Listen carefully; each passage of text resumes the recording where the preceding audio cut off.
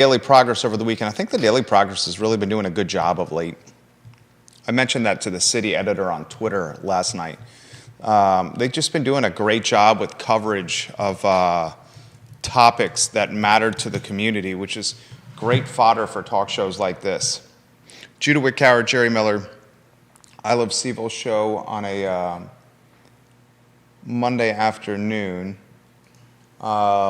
With a lot to cover, guys. We'll have some fun today. Join us in the discussion on Twitter, on YouTube, on Facebook, Instagram, Spotify, iTunes, Apple Podcasts, the Fountain app, LinkedIn, and anywhere else you may be watching. Judah Wickower, you get that two-shot ready to go. We can rock and roll when you're ready.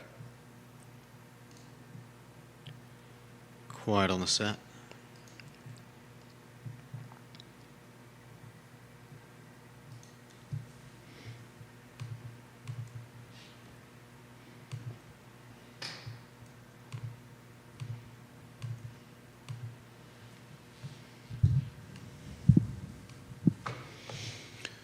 Guys, good Monday afternoon. I'm Jerry Miller. Welcome to the I Love CVille show. Thank you kindly for joining us live from our building in downtown Charlottesville, the Macklin building on Market Street. So much to cover on today's show. Today I will ask this question: is this the best week for restaurants in Charlottesville and Albemarle County?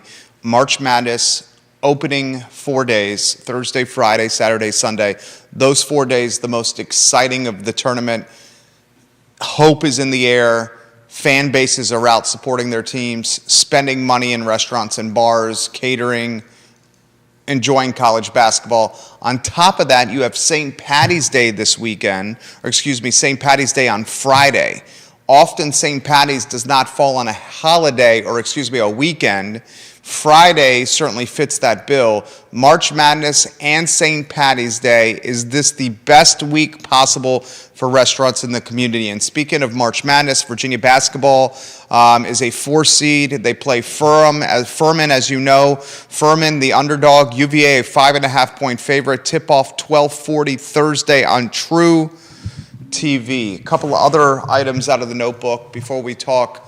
Some fantastic coverage from the local newspaper, the Daily Progress, in the Sunday edition, the marquee weekly edition of this newspaper, with sidebar coverage from University of Virginia students with how they feel about recent shootings, analytical perspective from Michael Kochis, the police chief, and frankly, just a lot of robust media attention on gun and gang violence that is captivating this community, understandably so. Last item out of the notebook before we go to the two-shot. Bellamy Brown is going to join us on this show on Friday. Bellamy Brown is a friend of the program. He's running for delegate. His opponent, Katrina Colson, she joined us this past Friday. Dave Norris also in the mix, as is Deshaun Cooper. I will work to feature each of the candidates running for delegate on today's program. Bellamy Brown will join us on the show this Friday. Tell Bellamy we're going to spotlight him. I said it once, I'll say it again. Fantastic upside, fantastic leader, fantastic human, police civilian review board experience, all-around great guy.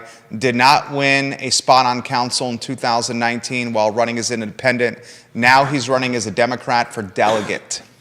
I said on Friday during the Katrina Colson interview that I would think the favorites to win this seat are Katrina Colson and Dave Norris. I will stand by that statement. I know there are 4 people in this race: Deshaun Cooper, Bellamy Brown, Katrina Colson, and Dave Norris. However, Katrina Colson and Dave Norris, why I think they are the favorites is because of the elected political experience they have on their resume. Cooper and Brown do not have that elected political experience on the resume where Norris and Colson do. That being said, Bellamy Brown would be a hell of a delegate. He would exceed expectations in this position if he's fortunate to get elected. He'll join us on the program on Friday. We'll spotlight his platform and what he is all about. That is going to be the most competitive race in November in an off year is this delegate race to fill Sally Hudson's spot. A close second is Sally Hudson versus Creed Eads. Actually, both of these would be June primaries. So we'll know the outcome of both of these in June and the Democratic primary. These are your two most competitive races here, folks. Cree and Sally, State Senate, and Brown, Norris, Cooper, and Carlson, House of Delegates, each of them primaries, Democratic primaries, very competitive. All right, so mark your calendar, Bellamy Brown on Friday on the program. Jude, I want to weave you in on a two-shot here. I'll make this comment here. While I do not think that this is the most lucrative week for restaurants in Albemarle and Charlottesville, I think that week is probably move-in week or a graduation week because of the tens of thousands of people that hit this community. When you have a St. Paddy's Day on a Friday, which we do this week, at the same time March Madness opens, it starts Thursday. UVA games Thursday, 12:40 against Furman. They're 5.5-point favorites. This one's a close second. And I know college basketball, not your cup of tea, but you're a huge evangelist of Charlottesville and Albemarle County. These businesses need the uptick in revenue, and we've seen it firsthand. We saw Ace Biscuit and Barbecue announce their closing. They have since sold out of food and now are officially closed because they have no more food to sell. Once we talked last week that Ace Biscuit and Barbecue was going to close later this month, a flood of people bought all their food, which is awesome. Yeah. Not only buying food, T-shirts, memorabilia, whatever it may be. We've seen Ace close. We know Firefly's for sale. We've seen Peloton Station close. We've seen Little Star close. More restaurants than we can count that have closed.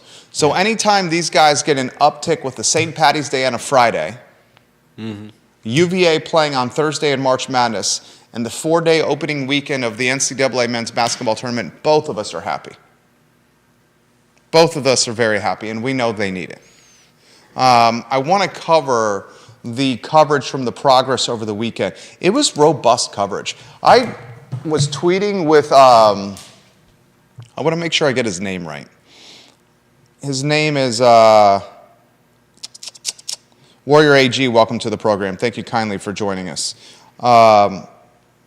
I sent a tweet to the Charlottesville Daily Progress staff. In fact, it was in response to Reynolds Hutchins. Reynolds Hutchins is the city editor of the Charlottesville Daily Progress. I'll include a tag of Reynolds Hutchins in this post.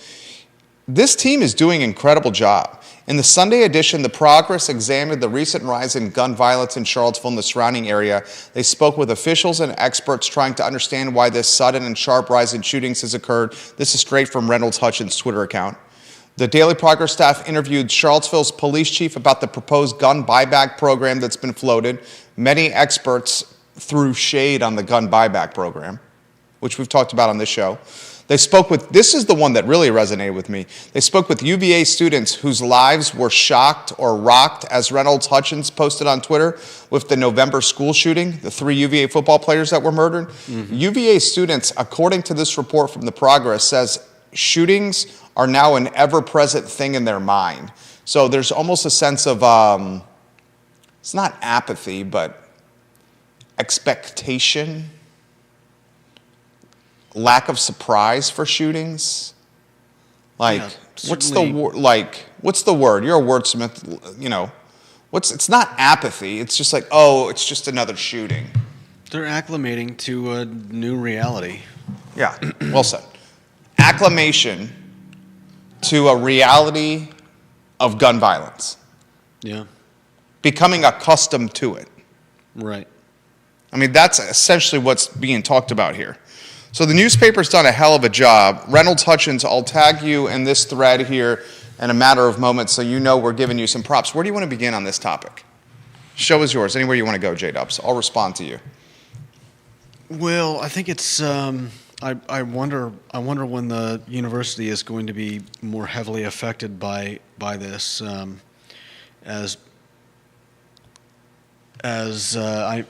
obviously the students that are there already are, you know, they're not gonna go running. They're not gonna leave UVA.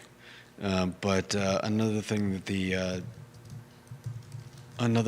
article talks about is, I think, just how widely known the issues are. The students are getting. They're not just. It's not just about the shooting on campus. They're also getting notifications almost daily about gun violence, sheltering in place, things going on around the city and the county that in the past they might not have even known about. Like when you went to UVA. Didn't even know about it. All I knew about was do not cross, don't go past Boylan. At the time it was Orbitz. Yeah. Don't go beyond Orbitz, now Boylan Heights. Stay in the UVA corner. Do not go past 14th Street. Yeah. So that's all we knew. So now these kids are getting they're getting almost daily notifications about stuff going on, and their families are learning about this stuff. That's an interesting phenomenon. When the king of Orbit, are you watching the program here? James Watson met a very valuable and appreciated listener of this program, James Watson, while he was a barkeep at Orbit, while I was a student at the University of Virginia. While I was at UVA from 2000 to 2004, we lived in the bubble. We stayed on grounds. Yeah. We stayed on Rugby Road, Madison Avenue. We stayed on the UVA corner. We didn't go past 14th Street. We didn't venture to Midtown. We didn't venture downtown. We didn't go to breweries and wineries. We did not leave the bubble. We knew nothing that was happening in this community, nothing from an affordable. I mean, look at the students now. The students at the University of Virginia, the Cavalier Daily in the last 30 days, they've written an article where student council at the University of Virginia is now lobbying UVA into a payment in lieu of taxes program. This was strictly a city council, Michael Payne, isolated lobbying effort. Now the Cavalier Daily and UVA Student Council is lobbying the University of Virginia, hey, you need to contribute more money to the ecosystem that you're a part of. You're not doing the ecosystem justice. They're doing that. The Cavalier Daily is writing articles about the Charlottesville-Albemarle SPCA and those difficulties. That's in the Cavalier Daily. The Cavalier Daily is writing articles about gun and gang violence. The Cavalier Daily is talking about restaurants to try in this community. They're talking about the criminal justice reform efforts that have happened here. The student is a much more robust and informed student with their intellect. Yeah. I mean, it's getting harder to. I think you can still paint yourself a bubble, just because you have social media, just because you have smartphone doesn't mean that you can't turn it all off and ignore what's going on out there. But it is getting harder, I think, and certainly more students are aware of that stuff. I'm wondering when it will start to affect. We talk about whether or not all this gun violence is going to start affecting neighborhoods. Our 10th and Page and some of the other neighborhoods going to start losing some market value in their homes, and to that. Keith's not convinced of that yet. I'm not necessarily convinced of it either, but to that point, how long before UVA starts seeing the effects? How long before people start, taking a long, hard think about it when they're deciding where to apply for schools? Well, all good points you made, per usual. Judah B. Wickower, we appreciate you. The man's blossoming from not only the director of this program, but a key broadcasting perspective that we count on the show. Counter argument to that is 2027, and if you could, check the I Love CVille Facebook page, I Love CVille specifically, to make sure we're live streaming there. I see us streaming to my personal page, and I see us streaming to the elsewhere. But make sure I Love CVille Facebook and I Love CVille group are active. I think James is watching now. James, remember when I was a student and you were working at Orbit, the idea of walking past 14th Street when we were in our early 20s as students, or if you were I think you were in graduate school then, we just did not do that. Now that's not the case. Bob Yarborough calls it acceptance. The students are accepting of the fact that shootings are a reality of their life. And the King of Redfields, Bob Yarborough, makes the comment, also let's remember this generation grew up with active shooter drills. And because they grew up with active shooter drills since elementary school, they are much more aware than previous generations of the potential devastation of gun violence. It's a good comment right there. Definitely. From Bob Yarborough. Thank you for sharing that. I don't think it's going to impact admissions, and I can back that up by saying, did you see the I Love CVille Facebook and I Love CVille group? We live streaming there. Checking. Okay, because it doesn't. I don't see the stream there. In class of 2027, the folks that applied for the class of 2027, the students, was at an all-time high for the University of Virginia.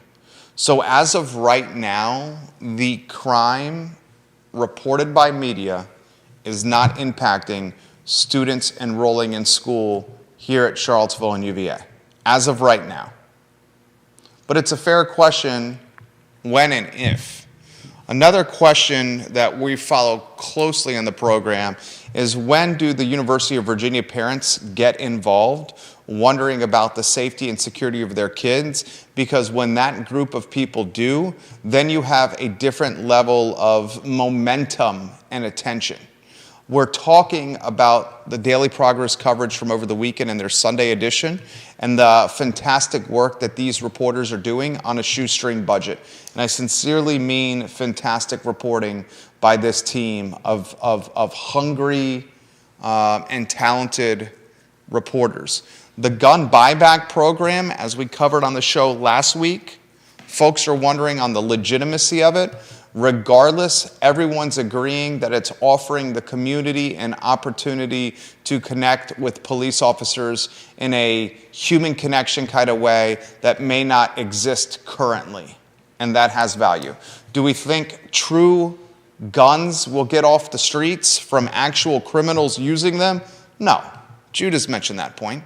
A criminal's not going to go to a gun back program and sell his gun for a couple $100 when that criminal probably needs that gun to do criminal type stuff. And on top of that, why would they risk getting arrested? And I doubt they're getting a couple $100. Well, no, in the article it was that. A broken gun, I think, was like 25. A gun that wasn't functioning was like 25. It went as high as like 250, 300 for guns. And it was based on a gun buyback program from Richmond, Virginia, where Mayor Stoney in Richmond utilized the same gun buyback program. Mm-hmm. And he said, even if we get one gun off the street, he finds it as a successful endeavor. That was what the mayor of Richmond said. Yeah. I think if we get only one gun off the street for a gun buyback program, on paper, that's not a successful endeavor. No. But it does offer, we should not, and it's hard to quantify the value of police interacting with people in the community at a program like this. It's hard to value that. It's hard to put a tangible value on that. But that has value. Police interacting with people in a non-arresting manner. Yeah. A non-accountability manner. Where they're just talking. I mean, you know what Conscious is trying to do? I was talking about this with my wife. Conscious the Chief is trying to do exactly what we do with brands and businesses at VMV Brands, our advertising agency. He's localizing, humanizing, and personalizing the police department. He's localizing it by walking through the neighborhoods. He's personalizing and humanizing it by not only walking through the neighborhoods, but listening to learn. Mm-hmm. That's localizing, personalizing, and humanizing. Yeah. Albert Graves on Twitter, it's not affecting enrollment now, but if it keeps on happening and gets worse, it will. And he says, thank you for the Daily Progress for carrying and covering local news, unlike the local TV news, who would rather cover a shooting from New York than focus on local issues. I read this live on air, Warrior AG. Thank you for watching. He also says Restaurant Week or Easter weekend should be included on that list as impactful for restaurants in the area. Dylan's Rule says the only other week that I'd point to as a competitor to this week for restaurants in Seville is the Film Festival weekend. Film Festival weekend has there was Devin Barchaleski who just walked by the program. Devin Barchaleski, hello. I always mess up your name, Devin. I do that because I care. One of our fine viewers and listeners walking by the show.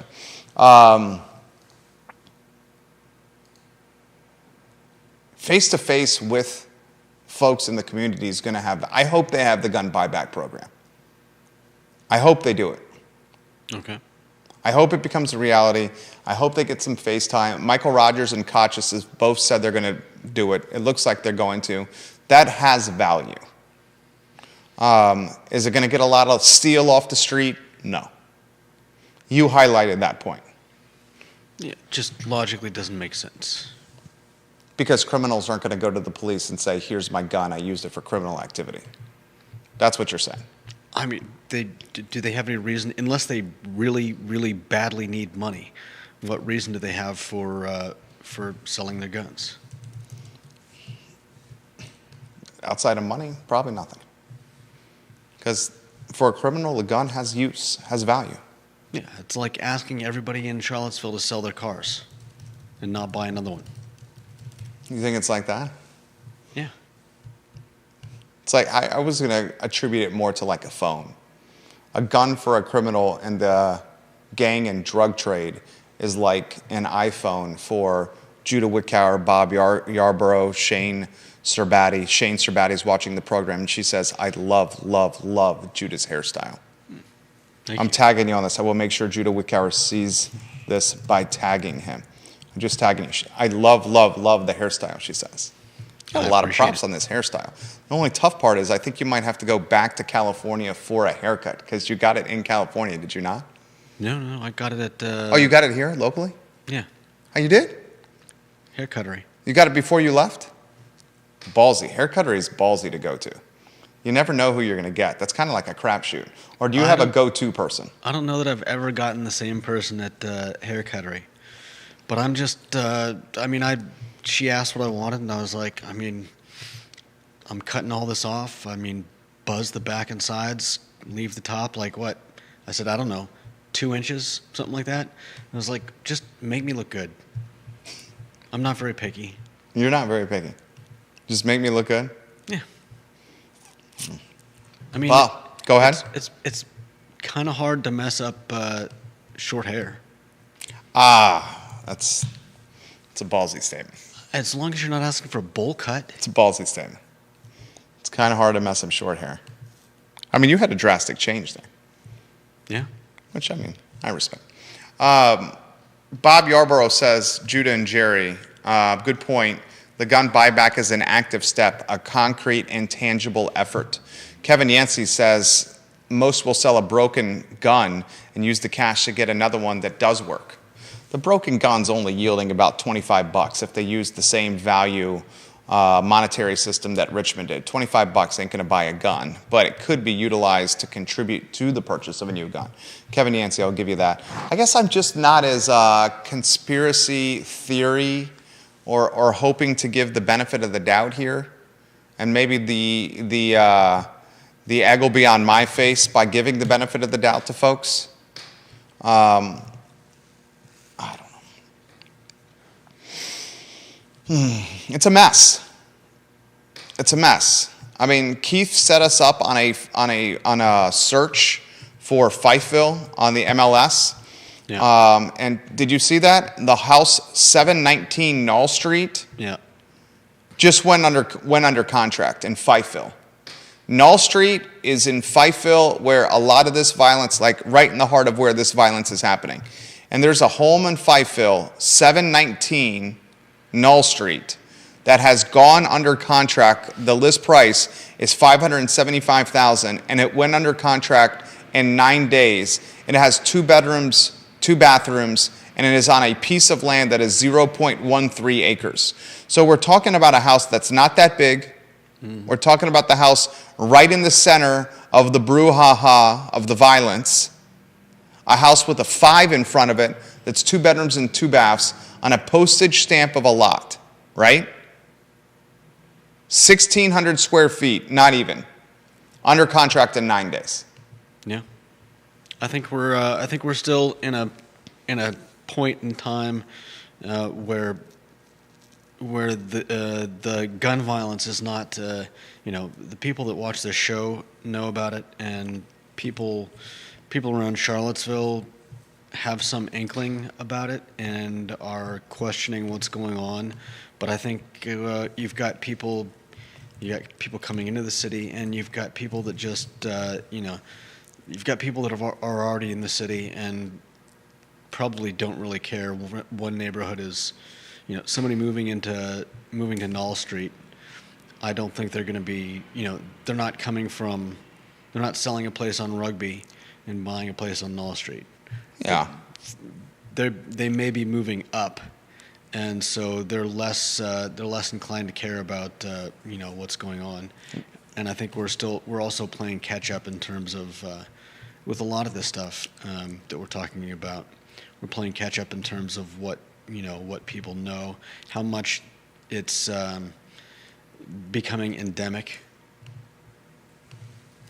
So people may be hearing about gunfire and things like that, but do they really associate that with higher crime, higher gun violence in Charlottesville, in Fifeville? Because they may not be, the great coverage that you've mentioned about with the Daily Progress, I feel is fairly new. And how many people are really... Daily Progress coverage, I'll give you that. Daily Progress coverage over the last... It's really picked up in the last month or two. I would say longer than that. Okay. I would say within the last 6 months it's picked up. When they brought on Hall Spencer, and then Cindy Schuler, then Alice Berry, and now this gentleman, Reynolds Hutchinson, the city editor, the newspaper coverage is exponentially jumped. And there was undoubtedly this gap between the previous reporters that were there, Catherine Knott, Allison Rabel, Nolan Stout. Those writers were the last generation of reporters with the Progress. Yeah. And as those writers tried to form a union at the newspaper, that unionization effort did not really vibe well with management, and they had a falling out. Yeah. And that group, the Catherine Knott, Allison Rabel, Nolan Stout generation of writers for the Progress, ended up quitting and are doing different things. Allison Rabel's working for Albemarle County right now. Nolan Stout is in Northern Virginia. Catherine Knott's in Northern Virginia. Then they went through this purgatory period at the Progress where they could not churn content of quality to keep the community engaged, so the newspaper became an afterthought. Yeah. The articles were basically... Associated Press, AP Wire. A paragraph long. Now they have staff in play. Mm-hmm. And Eric Mayberry, the president of the Daily Progress, I think is leading that charge. Someone tell Eric Mayberry we're giving him some props here, the president of the Daily Progress. He's staffing the paper up. And as he staffs the paper up, you're getting 2 to 4 stories a day out there that are legitimate reads. And this Sunday edition of the Progress was one of the best Sundays I've seen of this newspaper in an extended period of time. Yeah. Okay, so it's I'm impressed. Now, Albert Graves on Twitter says, buses are still late for my kids. They were 50 minutes late this morning. Kevin Higgins in Greenwood will talk about Greenwood, the buses continuing to arrive 90 minutes late. You still have teachers that are quitting or apathetic or disenchanted.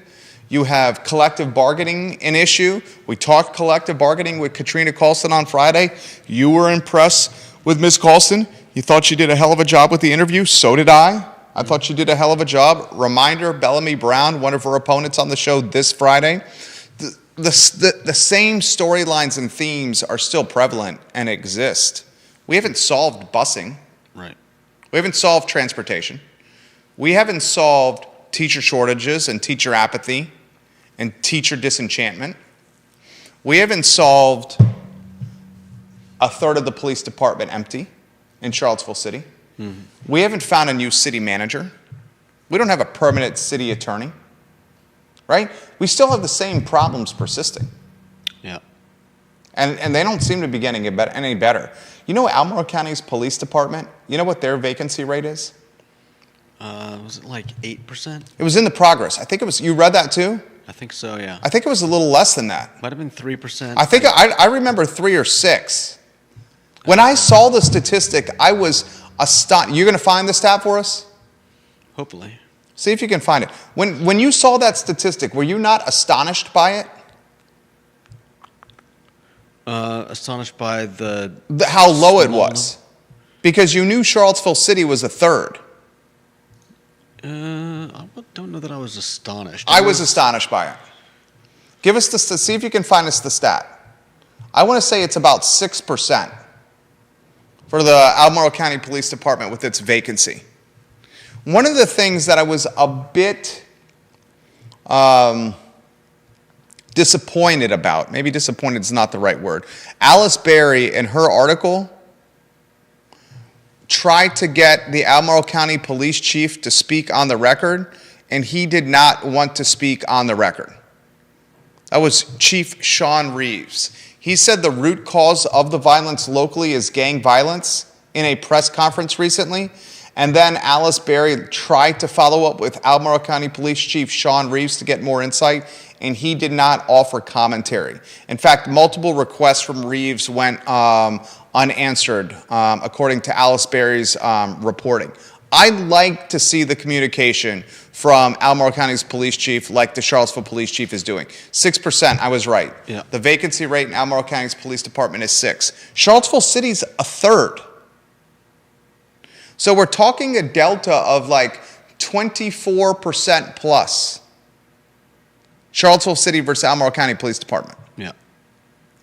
Think about that, ladies and gentlemen. That speaks to cost of living.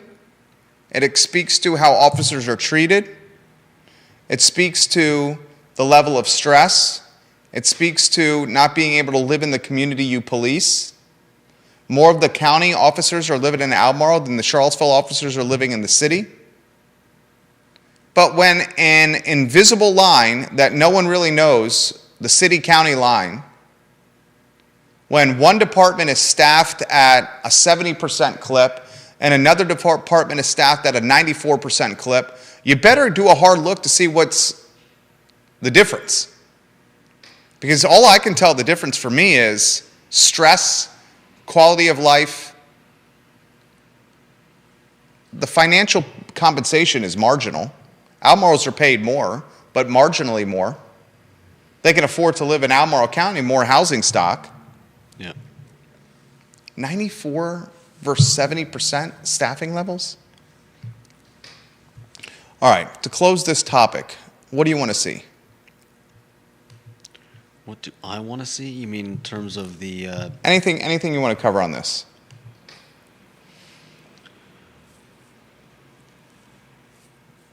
Well, I think...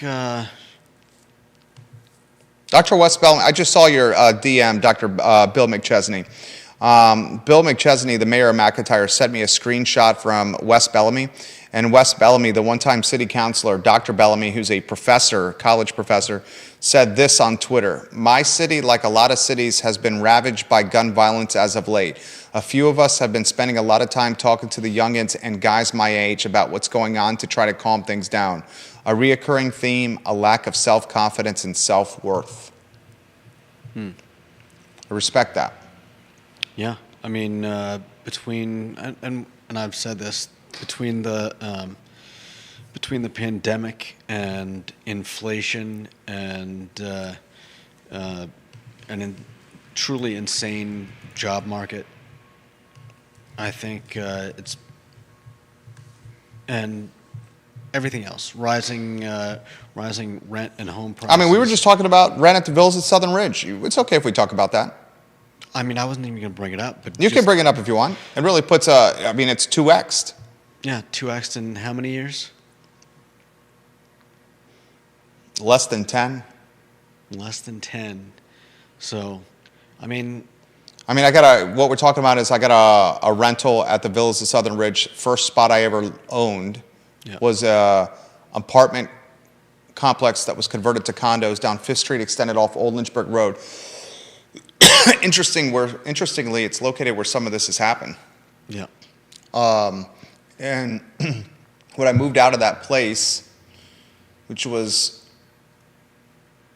December 2013, I rented it in February of 2014 because we took a little time to move out and to rehab it, paint it, carpet it. Yeah. In February of 2014, this 3-bedroom, 2-bath condo at the Villas of Southern Ridge that was basically 1,200 square feet, rented for $950 a month. Yeah. I rented it to a single mom with 4 kids. Today, that same condo is renting for $2,050 a month. So from $950 to $2,050 a month, from February 2014 at $950 a month to now $2,050 a month, and it's now, 9 years later. It's 9 years later, Judah. Yeah, and that's a. And I'm low. I'm one of the lowest ones in the entire Villas. There's a lot of people at the Villas that are investors and even single unit owners that are renting these condos for $2,300-$2,400 a month. I'm always the lowest in what I do when it comes to renting because I maintain occupancy that way. If you go 1 month of vacancy, even if your rent is $300 more than the other one, it's really hard to make that up. And oftentimes when you go 1 month of vacancy, you go 2 months of vacancy, and then you'll never make it up over the course of a lease. Yeah. 1-year lease. So I go low, maintain occupancy. Yeah. Go ahead. I know you have something you want to say about this. So either way, we're looking at. I think there's something that we don't talk about a lot. We talk about. We bring up the fact that a lot of people are moving out of Charlottesville. They may still work here. We probably have. We've talked about the teachers and the police officers and the Frontline workers. Yeah, the fire department people, the nurses, moving out of Charlottesville, but still working here. But what about the people that can't even afford to move? I don't think we touch on that at all. What's that mean? It means people that are stuck in leases because now if you want to move to a new place, you have to put first month's rent, last month's rent, and security deposit down, oftentimes having to fork over, say in the case of the Villas here, over $6,000 on day one, and them not having that. Not to mention moving costs and headaches, opportunity cost. Yeah, and for some people, it's just not feasible.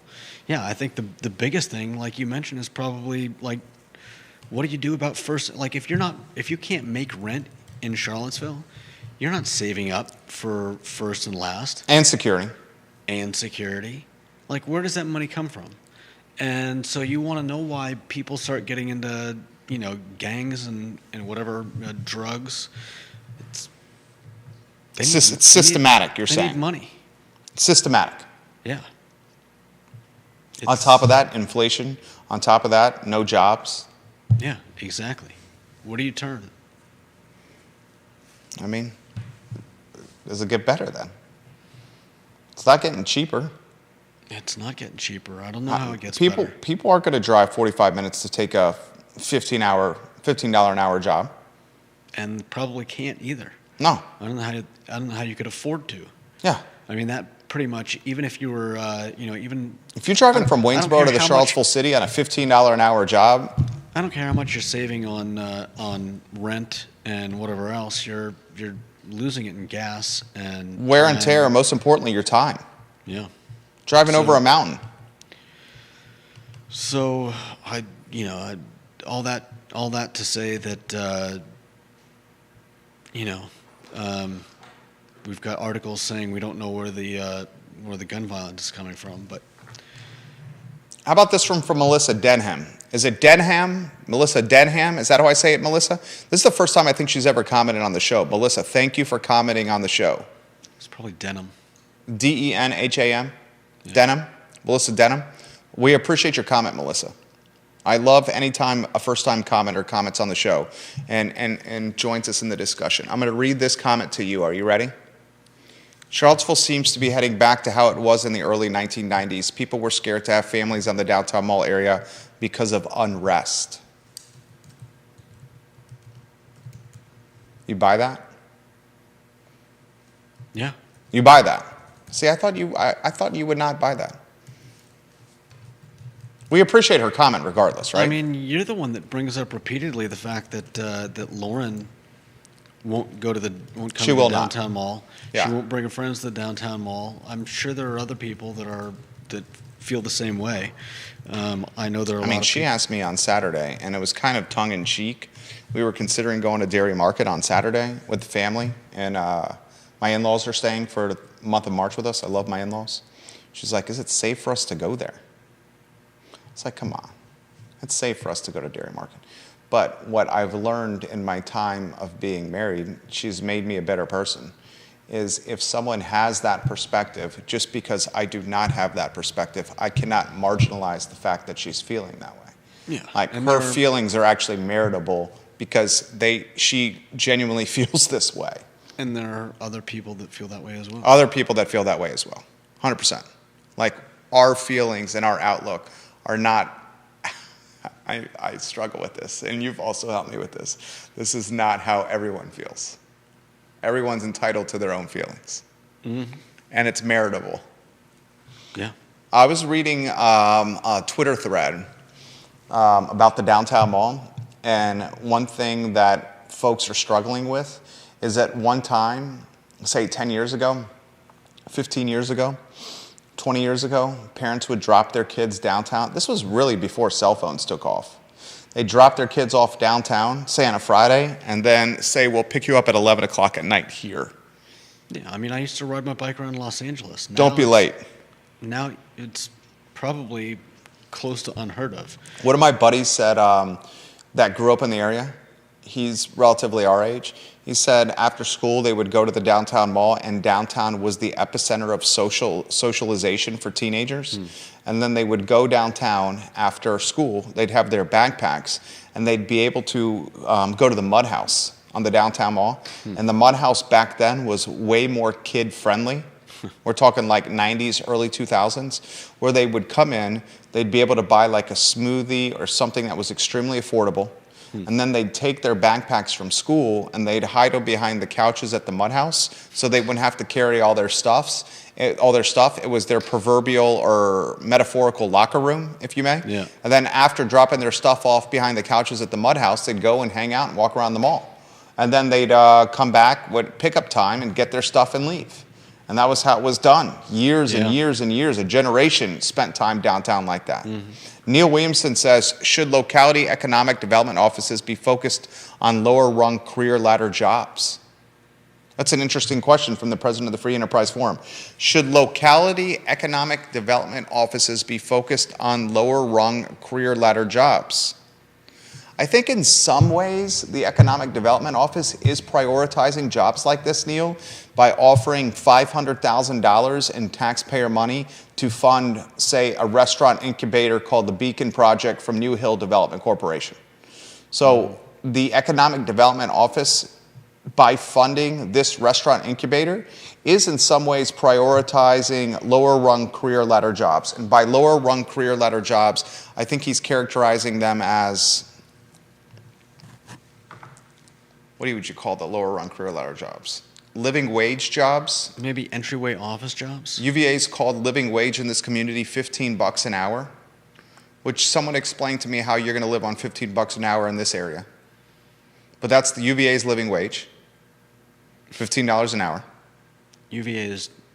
You can say it. Don't hold back if you got something you got to say. I mean, I've heard about UVA being notoriously cheap with whatever they can get away with. We've frugal. That's one way to put it. We know the stories. Should they be focused on these jobs?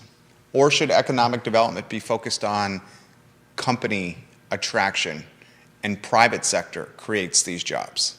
Is the job of economic development to create job diversity by pay scale, or is the job of economic development to foster an economy where private companies can create the job diversity with the pay scale?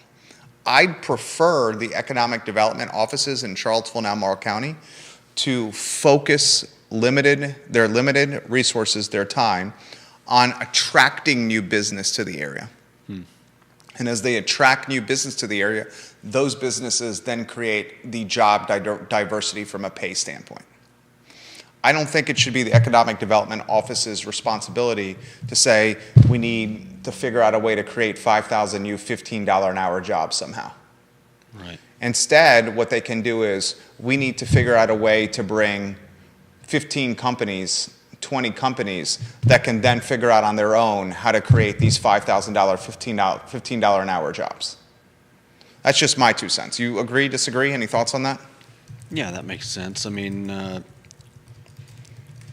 let's rely on businesses to know what's best for them, and the city government's always better off staying out of business. There you go. Government's always better off staying out of business. Yeah. Governments are always better off being smaller and in the background, as opposed to leading the charge. Yeah. I've seen government lead the charge in Charlottesville for too long, and it has not worked out well. Vanessa Parkhill agrees with us. Yes, company attraction, private sector jobs should be the focus for economic development. Thank you for watching. Mm-hmm. I read this live on air. She's the queen of Earlysville. I mean, interestingly, and it speaks to, this is not a bad comment from Kevin Yancey. Why does the city not have an apprentice program like UVA for service trade jobs? That's an interesting idea. I like that, Kevin Yancey. Why not have it for more than just those? What would you go deeper on that thought? I mean, I guess maybe service trade jobs covers quite a bit. Why not? Why not boost? Why not boost your employable populace as much as possible? Or is that what the city's trying to do with the purchase of KTEC, by taking full control of KTEC? Could be. Now Albemarle County no longer at the table, the decision-making table with KTEC. But what's that? The Charlottesville Albemarle But not everybody's going to Technical Education Center? Is that KTEC? Not everybody's going to go back to KTEC. Why not put more money into advertising the ability to train people on the job for various? I mean, obviously. You want the city of Charlottesville to do the ad campaign? Why not? A lot of the no, I'm open-minded to this. I like this. Somebody's got to get people into the trades. Into the service jobs. Somebody's got to be the entry point, and somebody has to let people know, like all these people that are running around with guns. Like, what if you told them that, hey, look, put your gun down. We can help you get we can help you get into a job that will eventually make it a lot easier for you to cover all those bills that are so tough right now. Seville Tomorrow's got an article out on Antoine Brinson. I love Antoine Brinson. He's come on this program before. Mm-hmm. In fact, I want to make sure I got Antoine Brinson's credentials exactly right. Doesn't he have a program to teach people in prison? Yeah, incarcerated individuals. I believe that was on Seville Tomorrow, Charlottesville Tomorrow. I'd like to see more content creation from Charlottesville Tomorrow. I've seen it a few places over the last month or two, and I think it's an amazing idea. And yeah, kudos to Antoine Brinson for come on the talk show, something like that. Yeah, he's a great guy. Mm-hmm. He's the owner. Antoine Brinson is the owner of Culinary Concepts AB, the owner-president. Yeah. He's got a chef background, previously the executive chef at the Common House right down the street from us, the private club on Market Street. Antoine Brinson, also on the HBO show, The Big Brunch. Antoine Brinson talks about the density in this area restaurant density and how it creates a rob Peter, pay Paul mentality. He says Charlottesville has over 500 restaurants in a 10 square mile radius. And this creates a rob Peter, pay Paul mentality. I'm going to steal your dishwasher and pay him 50 cents more because there are no other dishwashers in the area. So what Antoine Brinson is doing now is he's creating a concept that is going to train folks that are incarcerated at Albemarle Charlottesville Regional Jail in a multi-week-long culinary training program to give them the foundation when released from jail to go to restaurants and fill open positions. I think this is a great idea. Oh, it's an amazing idea, and we need more of that across all sectors. People going into the prisons, and I think we need to take our prisons back from the government and basically make them places where people can learn a trade, where they can be made ready to come back out into the public. I think we mentioned it on a show before. The show before we mentioned it on, and I sometimes I interrupt you, probably more than I should. This time I'm certainly doing it, I apologize. It was should folks that were felons be allowed to teach in schools? Yeah. Because remember, it was Charlottesville City Schools. We didn't even know about this until this talk show reported it. Charlottesville City Schools lobbied Richmond, state government, to allow felons, convicts. Certain types, nonviolent felons. Yeah.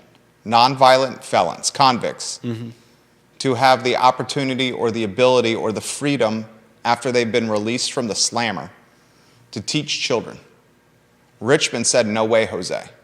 Yeah. I said, no way, Jose. My wife's exact response was, oh, hell no. Okay?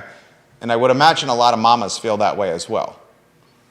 I love the concept of training folks at Albemarle Regional Jail for an opportunity to work in the restaurant sector and help fill these vacancies.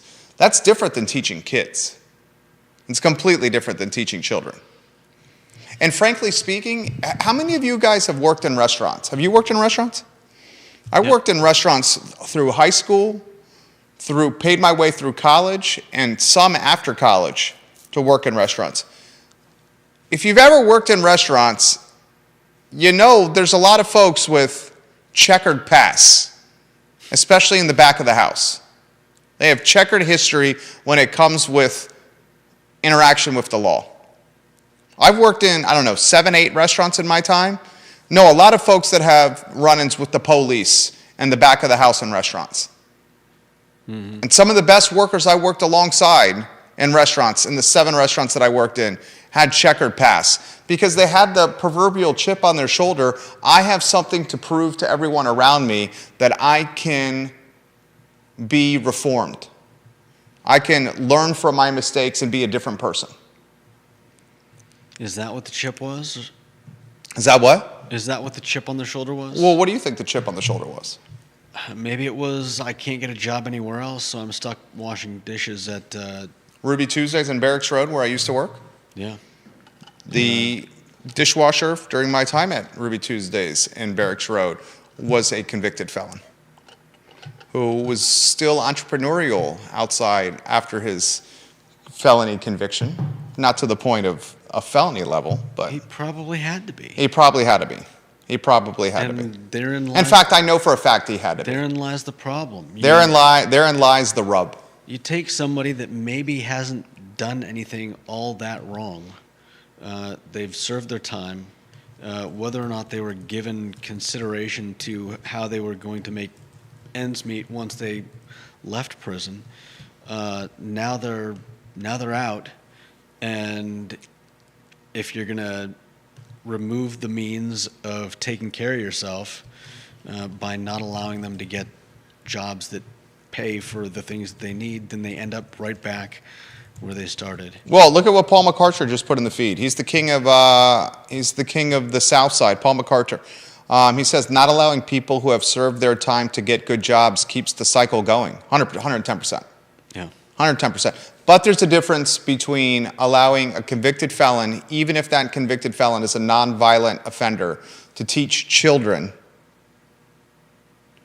and working in restaurants, like Culinary Concepts AB is doing. There's a difference there. You disagree with that statement. I can tell by your body language you disagree. I think there's. You're also coming at this as a non-parent. Yeah, but I'm not coming at this in terms of like, oh, well, there's an acceptable amount of like what? Acceptable amount of convicts working with your kids. What about what about a former teacher? Derek Bond wants to know what's the difference. Derek Bond owns the Melting Pot and Moe's. I love Derek Bond. He operates a hell of a restaurant. Derek Bond's a hell of a businessman. He bought Moe's. We helped broker that deal for him. Derek Bond, Derek is watching this program. I will say this with confidence and conviction. Knows how to treat his staff. Because he knows how to treat his staff, Melting Pot's got a staff, Moe's has got a staff. He knows how to run a business. He knows how to keep cost of goods in check, knows how to read a balance sheet, a P&L. He knows how to take restaurants and make them profitable. He says, Jerry, what's the difference between allowing a convicted felon to work in the restaurant or teach in schools? What's the difference? He asked that question. Fair question. I agree, because not every person that's gone to prison is, I think we have this conception in our minds of possibly racist, possibly classist ideas of who ends up in prison. And I'm sure there are teachers and mathematicians and economists and all kinds of, we were talking about banks earlier. They're probably filled with more criminals than most prisons. Look. And the point being that just because somebody was in prison doesn't mean that they were in there Prison for versus jail versus convicted felon are two different things. Okay, I'm not sure what you're getting at. A felon is a different. Someone who's has a felony on their record, that's a different level of crime than someone who's got a misdemeanor on their record. Yeah, and someone with a misdemeanor probably wouldn't have gone to prison. Exactly. Thank you. Okay, so there's thresholds here. There's degrees of this. Yeah, there are definitely. Kevin, they let's see here. They weren't asking to allow violent convicted criminals to be allowed to teach students, and I think most of the jobs they're trying to fill aren't teaching jobs, anyways. Well, that's fair. They're trying to fill. Will you allow? Okay, Matt Daring. I see your comment here. I still need to know what crimes. To say that I don't want a person with a DUI anywhere near my kids in any situation, no matter what, is a little excessive. I think it's fine for someone with a DUI to work in the lunchroom at the school or be the school admin. Not everyone that works at a school teaches children. 100% good point. Matt, would you be okay if someone who's got a felony conviction for a DUI, which means it's a pretty serious DUI, if he's got a felony conviction with the DUI, would you be okay if that person drove a school bus? That's a tough one. Under certain circumstances, maybe they need to take a breathalyzer before they get on the bus. The interlock device in the bus, every time the bus, before it starts, they have to blow in the interlock. Interestingly, the interlock device, you're not only blowing before you start the car, you're blowing throughout driving the vehicle. It's not just to start the vehicle. You're asked to blow in the device throughout driving the vehicle anytime the vehicle's on. That's an extreme case. But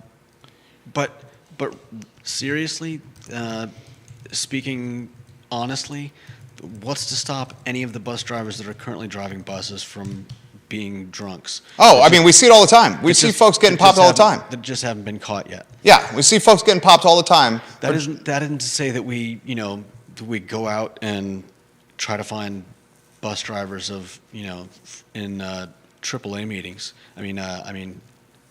Alcoholics Anonymous meetings, AA meetings. But I think it just means that if somebody's out of prison and Derek Bond says, best never to label anyone. People make mistakes and deserve second chances. Hunter, I literally said, love this comment. And I liked it, and so did Kevin Yancey and Juan Sarmiento, the king of transportation, the lead technician for Charlottesville City and its vehicle fleet. Juan Sarmiento, we love when you watch the program. And Matt says negative ghostwriter. Is negative ghostwriter to, help me understand this comment, Matt, negative ghostwriter. So you would be okay if someone with a DUI was then hired to drive a school bus in your kids, or you would not be okay? I want to understand the context of your negative ghostwriter. Kevin Yancey says, depending on the felony, they will not qualify for a CDL to drive school buses. Yeah, I think that's a better point than the one that I was making. Yeah, there are already checks in place to keep certain people from certain jobs. The mayor of McIntyre says a convicted felon would not be allowed to be a scoutmaster in the Boy Scouts. They would not be allowed to be a scout. So the Boy Scouts don't allow convicted felons to lead children. Should school systems follow the same? Richmond said you can't take convicted felons and put them in schools, working for public schools. Interesting topic. Yeah, it's an interesting question. I don't have the answer for it, but again, I think we need to take a look at how we treat. We need to take a look at how we take care of people in prison so that they don't just end up back there. Oh, 100%. And part of that is making them, help them assimilate into society so they don't need to fall back to crime. Making them job worthy, like what Antoine Brinson is doing, and helping them become, I think we haven't gotten into this, but there's this whole thing with repealing child labor laws in some states, and I think that's part of that is a reaction to all these job openings, need for workers, and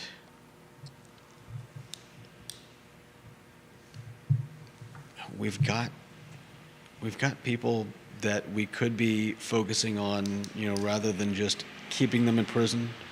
We could be focusing more on helping them, become upstanding members of society. I don't think the labor shortage we have is going to be, solved by assimilating There's folks from jail into the shortage. There's rarely a single solution to any problem. That's fair. That's a good response. It could help. Silver bullet, silver buckshot. Could help alleviate some issues. Yeah, that's fair. Good show. Good show today. Any closing thoughts for you? Something that tickled your fancy? Bellamy Brown on Friday. Got a little, Bellamy was a little ruffled, perhaps, with some of my comments with Katrina Coulson on Friday. I'm not surprised. When I made the comment that Coulson and Norris were the favorites to win the race. The whole reason I made the comments of Coulson and Norris as the favorites to win that race was not a knock on Bellamy, who I love, nor was it a knock on Deshaun Cooper, who I do not know from Adam. I'm guessing it had more to do with there being, what you call it, natural Democrats? I mean, I just think Coulson and Norris are the favorites because they've been elected into office before. Of the four, those two have won a race. Mm-hmm. That's why I said they're a favorite on paper. On paper, they're the favorite to win. That's fair. I also think in an off year, which we have now, the engagement's going to be pretty meager. It's going to be pretty meager, especially since this race is going to be decided in a Democratic primary. So this race ain't even going to make it till November. So in an off year, your best engagement is in the November month, not in the primary. This race gets determined in June. Mm-hmm. And the reason I think in June Norris and Coulson are the favorites is because of the name recognition that comes with being an elected official. It was no knock on Mr. Brown, who I love. Yeah. I also think, interestingly, in this race, you have 3 of the 4 candidates in the race African American.